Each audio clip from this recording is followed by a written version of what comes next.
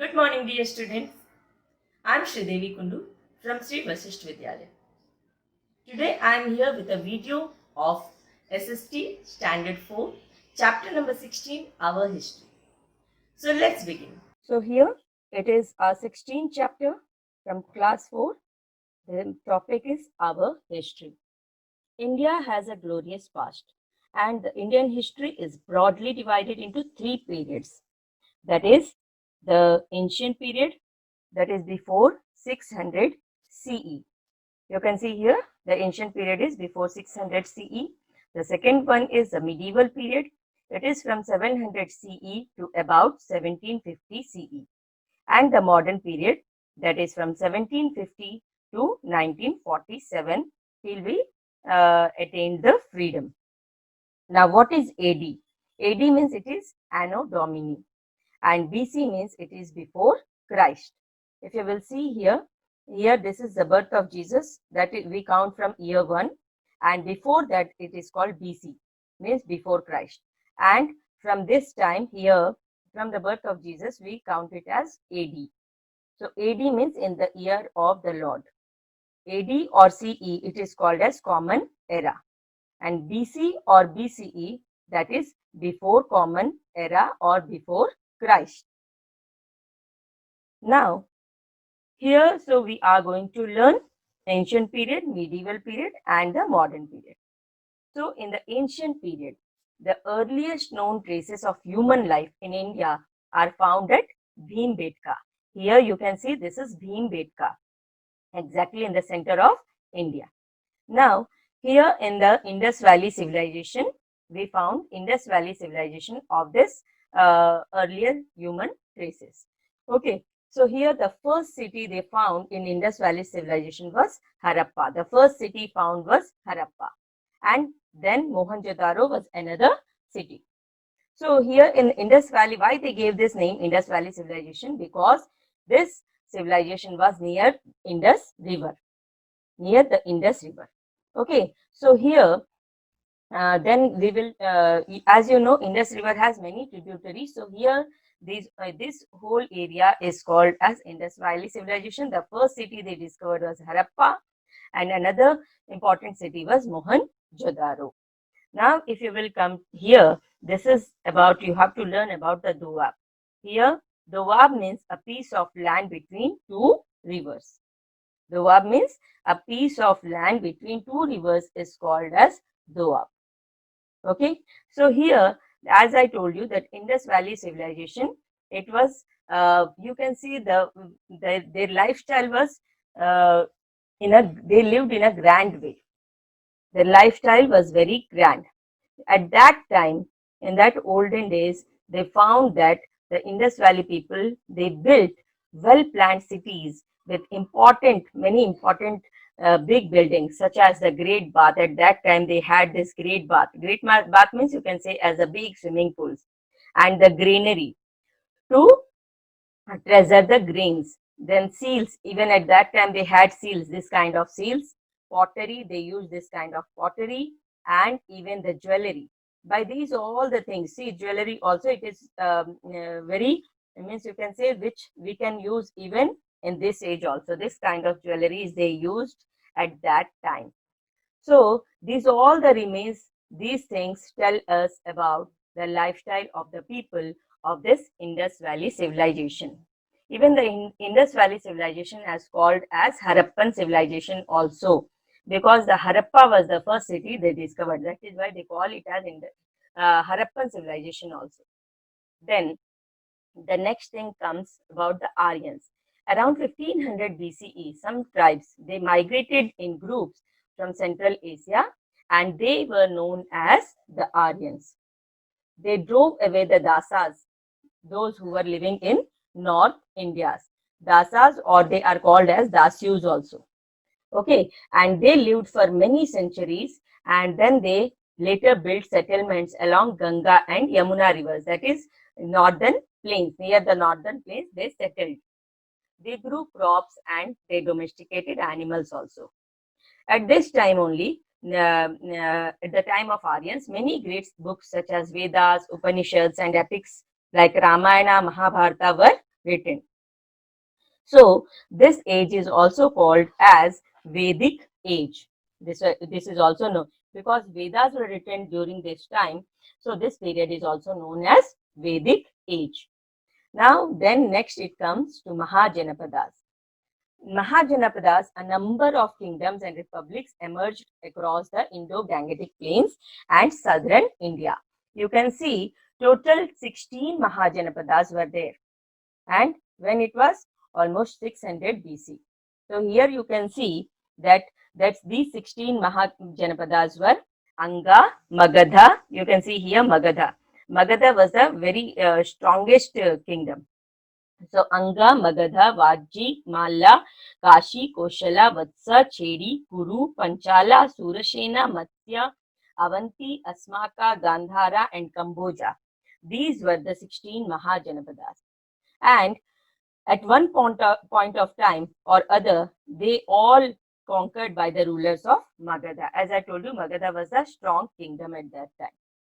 Now, after that, it comes about the Alexander. Alexander in the 4th century BCE. The Greeks and the Iranians fought for the supremacy over the world.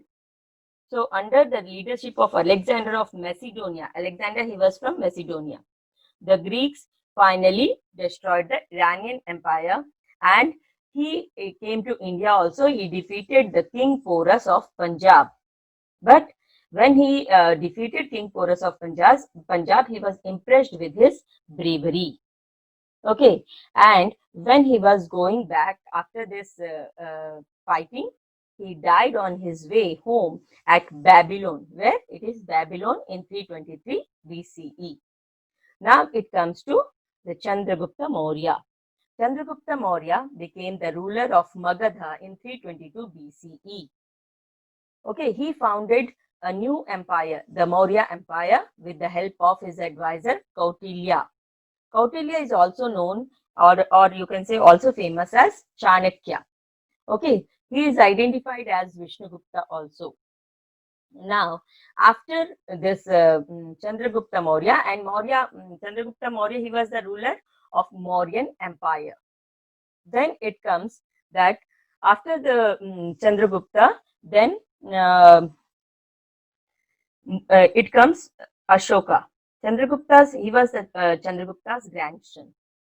Chandragupta's grandson, Ashoka, became the emperor after he formally crowned himself in 273 BCE and extended the boundaries of his empire. After the Kalinga War in 261 BCE, he was very upset by the bloodshed and loss of life of thousands of people. He saw the people who died in that war, and then he became upset and he took Buddhism. Okay, so this is the picture of Ashoka. Okay, and here you can see this Ashoka's inscriptions also in this way on the rocks and pillars. And this is even he created a new post called Mahamatra. At that time, he even created a new post that is called Mahamatra. In Mahamatra, it was written about the Minister of Morality. And then you can see this is the 4-lion motif. Okay, it is found on the top of one of this Ashoka's pillars, and today it is the national emblem of India. Then it comes, after the Mauryas, it comes the golden age of Guptas. This Gupta's age is called golden age or classical age. Okay, after the Mauryas, these Guptas ruled over India in 4th and 5th century BCE. Then at this time, art, culture, science, mathematics, astronomy, and grammar developed by leaps and bounds during this Gupta's period. Then it comes to the medieval period.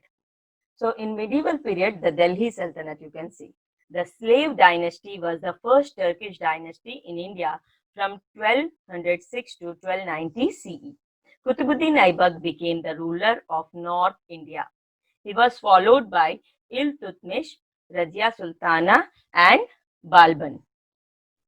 When the Delhi Sultanate declined, North India was divided into many small kingdoms And in 1526, the first battle of Panipat took place and Babur defeated the last Sultan of India, that is Ibrahim Lodi. So here you can say this is a slave dynasty, that is the Turkish dynasty. Now here you can see this is the picture of Arabians and Persians. Okay, this is the Qutub Minar, which is in Mehrauli, New Delhi. Then the next one was Mughal Empire. Babur was the first ruler and the founder of the Mughal Empire. And after the death of Babur in 1530 CE, his son Humayun ascended the throne. Then after that, Akbar, he was the most successful Mughal ruler. In 1556 CE, the second battle of Panipat was fought by Abraham Akbar and Bairam Khan against Hemu. Okay, then Akbar fought against the powerful Rajputs in North India, and even he defeated the rulers of Malwa, Gondwana, Chittor, Ranthambore and Gujarat. Then here in Akbar, he was a illiterate person. Birbal was the wazir in Akbar's court. He could not, because he could not read or write, but by coming in the contact with scholars in different fields, he acquired useful knowledge in philosophy, religion, literature, history, etc. Then Akbar, even he tried to combine the best of all religions, and he made a new religion that is called Deen-e Ilahi, but it was not accepted by many people. Many beautiful monuments like Fatehpur Sikri was constructed by Akbar. Akbar died in 1605 CE after a long and successful reign. Bahadur Shah Zafar, he was the last Mughal emperor, was deposed in 1857 by the British. Now it comes to modern period. After the fall of the Mughal emperor, the British began the rule over India. The British East India Company defeated the Nawab of Bengal, Siraj ud Dowlah. They controlled the administration. They built roads, railway lines, and ports, and ruined the handicraft.